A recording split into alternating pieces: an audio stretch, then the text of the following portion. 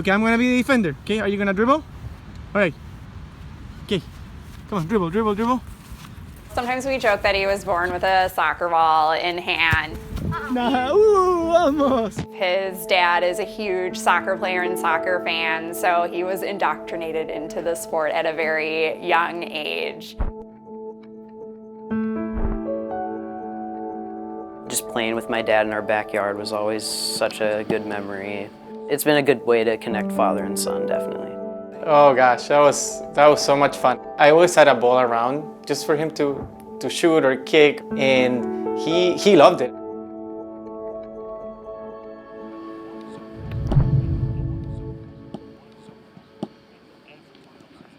In February of 2024, Tommy started noticing pain in his knee. They did x-rays and they didn't see anything on them, so we assumed it was just an overuse injury. A few months went by and the pain persisted. Tommy was able to keep it at bay enough to play for 2 club soccer teams until his knee started swelling. And they brought us in and they were like, we don't really know what's going on, but there's some bad stuff on the table. They did a biopsy and confirmed that it was Ewing sarcoma, which is a very rare cancer that often is in the bones in the extremities. I was like, wow, that was not what I was expecting. They went from injured muscle to cancer. I just took it from there. I was like, you tell me what I need to do to beat this and I will do it. I had to do 14 rounds of chemo with a surgery in the middle. They were planning on doing a limb salvage.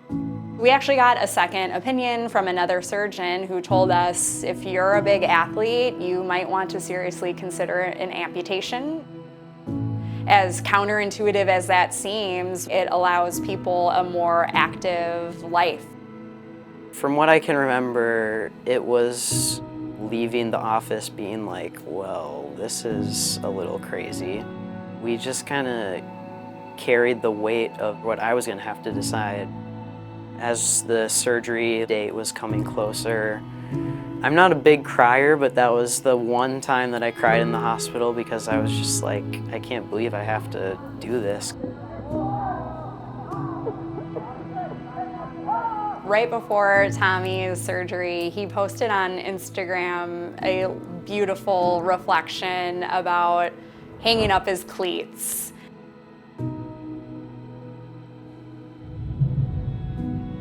And my heart broke. I remember reading that and feeling just devastated because it's just an example of how cancer fundamentally changes your lives in ways that you would never want for your family.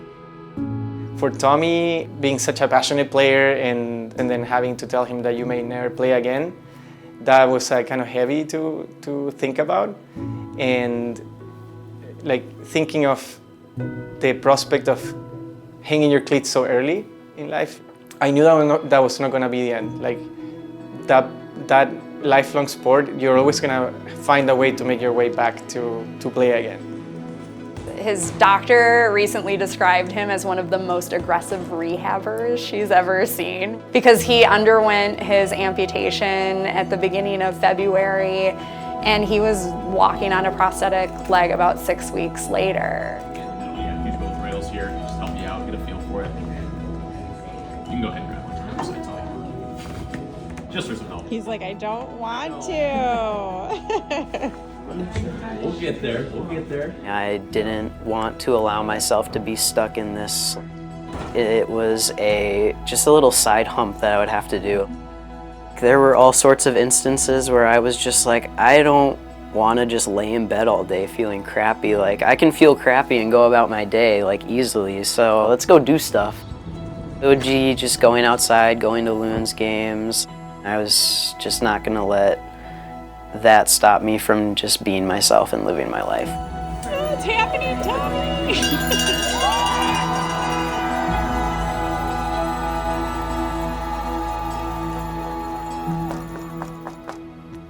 I think you have some visitors.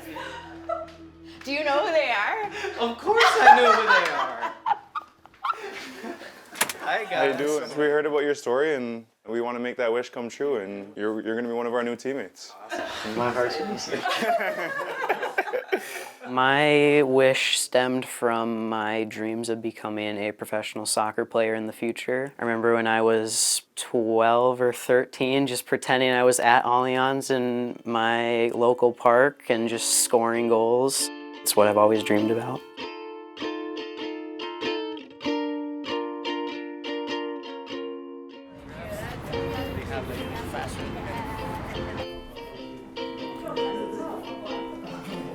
Wow. This is so cool. Wow. And there it is. Wow.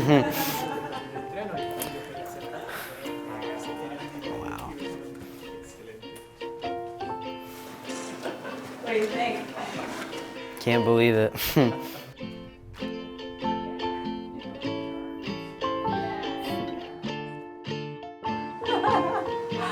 No way.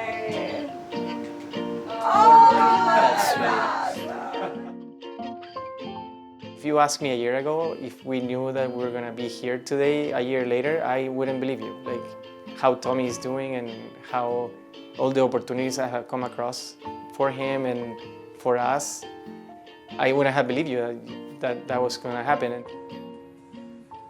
We obviously want the world for Tommy, and this is something beyond even our wildest imagination, so it's really special to be a part of this experience.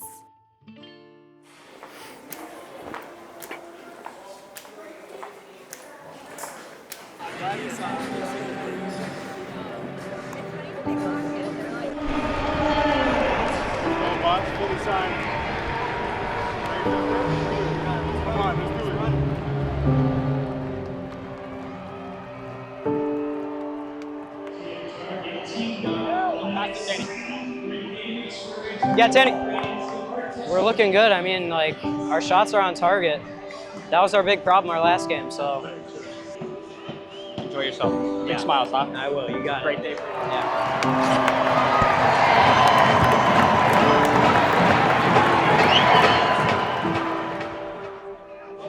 All right, remember, just hold on to my crutch, all right?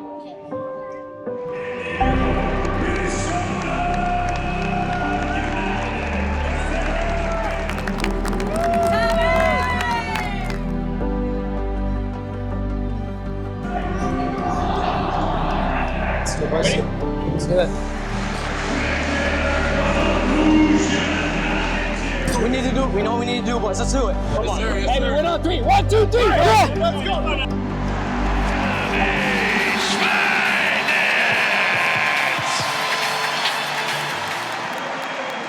For the moment, so calling, huh? And now he'll start this match with a ceremonial kickoff as he goes down the other end to score on Zach Steffen. Oluwaseyi plays him in. Schweinitz into the penalty area. Steffen standing his ground. Here's the cut. And Schweinitz at the back post. Oh, it's a cheeky finish. He discards the crutches. They are gone.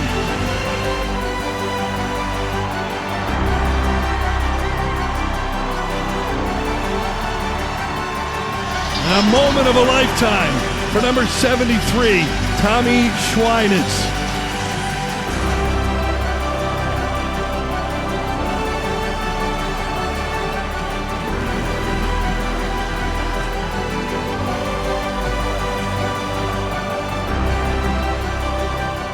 I've gained so much wisdom. I've gained so much just involvement with community. Like, I care so much more about like people, and just knowing how life can just affect you is such a big thing. And I value so much more like the people that I surround myself with and people that I don't even know. It's the people that make everything so special. Come on, dribble, dribble, dribble. Sweet spot. Nah, ooh, almost.